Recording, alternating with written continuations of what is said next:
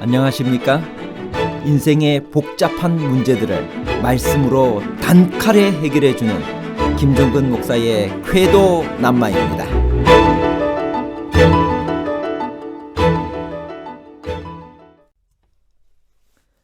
예수님의 심장을 파열케 하여 죽게 한 것은 무엇일까요? 성만찬 예식에서 떡과 포도즙은 무엇을 상징하나요?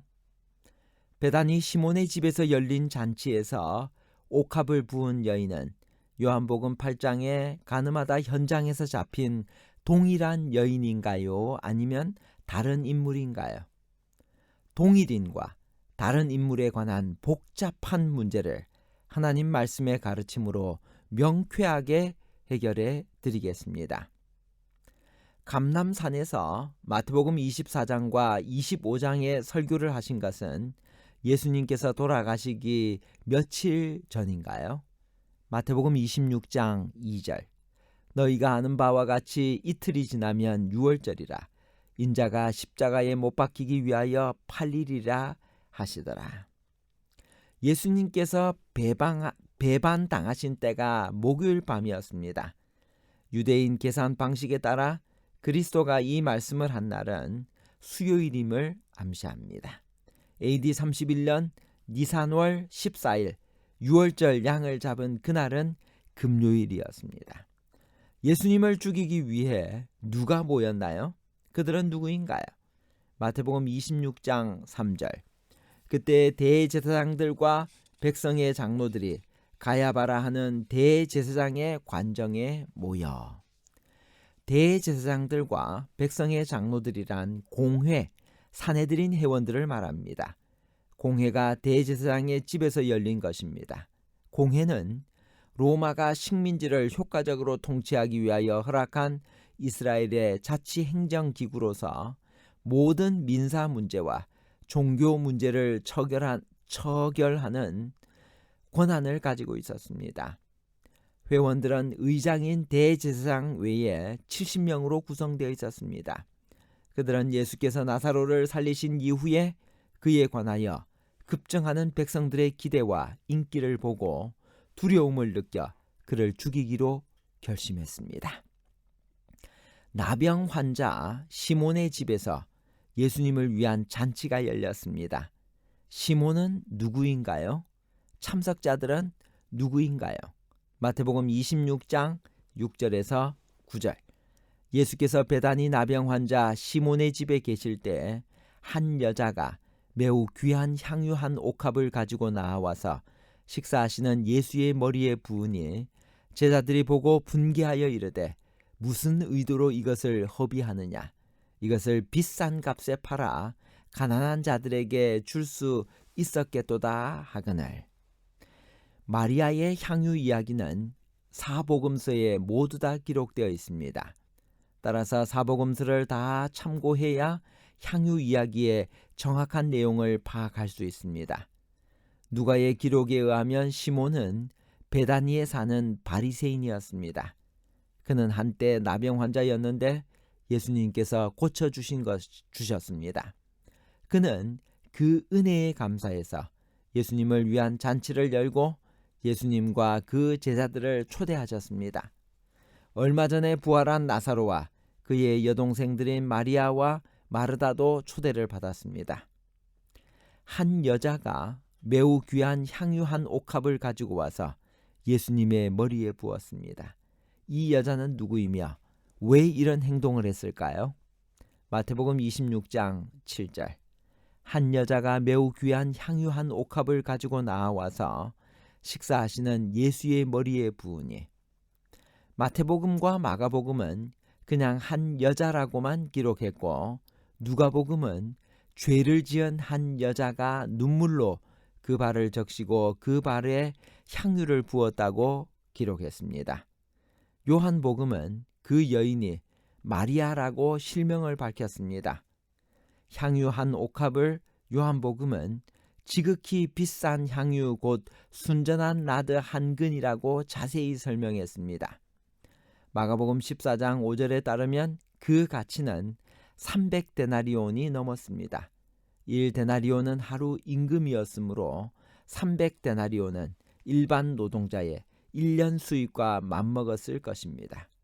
사복음서를 종합하면 죄를 지어 고통을 받다가 예수님을 만나 구원을 받은 마리아가 감사의 표시로 그의 회개의 눈물과 함께 향유를 예수님의 머리와 발에 부은 것을 알 수 있습니다.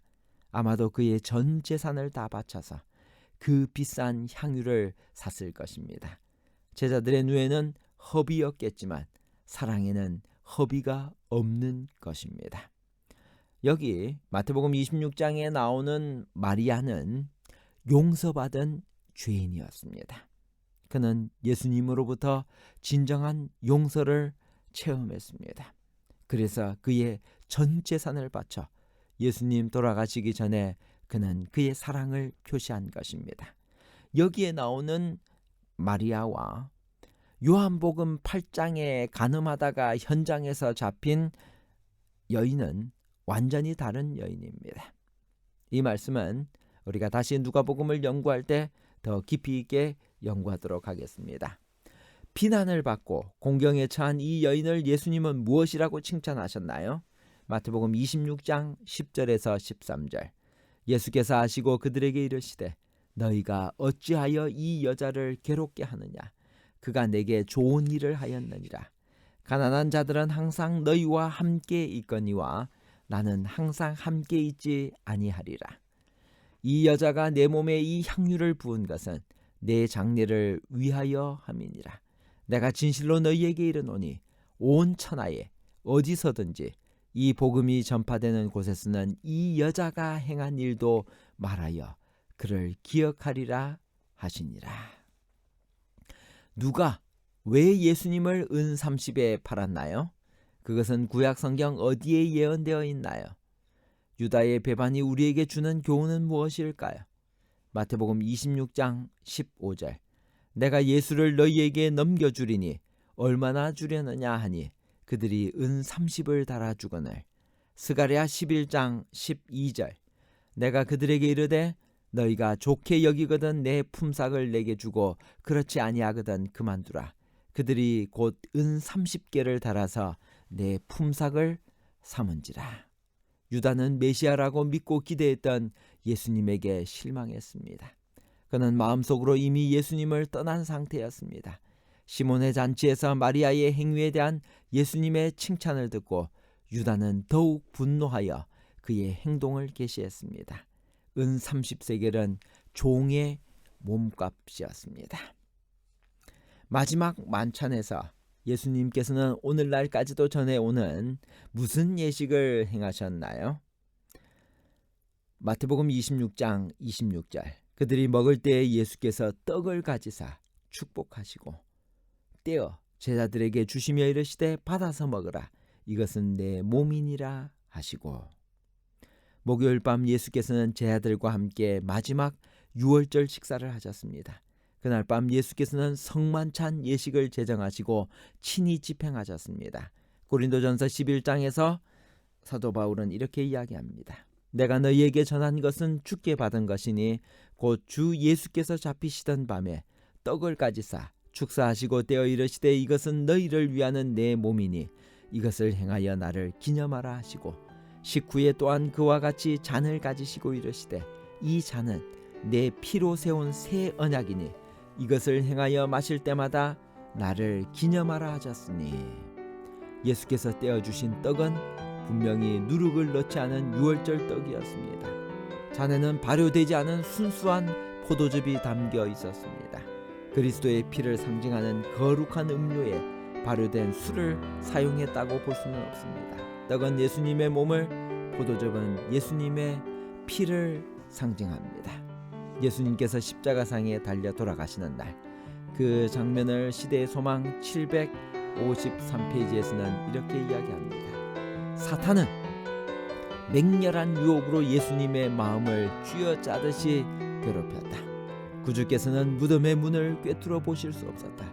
그분이 정복자로서 무덤에서 나오리라는 희망이 주어지지 않았고 아버지께서 자기의 희생을 간합하셨다는 말도 그분에게 들려오지 않았다. 하나님께서는 죄를 심히 미워하시기 때문에 그분은 자기가 하나님과 영원히 분리되지나 않을까 두려워하였다. 그리스도께서는 범죄한 인류를 위하여 자비가 더 이상 탄원하지 않게 될 때 죄인이 느끼게 될 고민을 느끼셨다. 그분이 마신 잔을 그처럼 쓰게 하고 하나님의 아들의 심장을 파열시킨 것은 인류의 대속자인 그분에게 아버지의 진노가 쏟아지게 만든 죄에 대한 의식이었다. 예수님의 심장 파열의 원인은 죄였습니다. 결론입니다.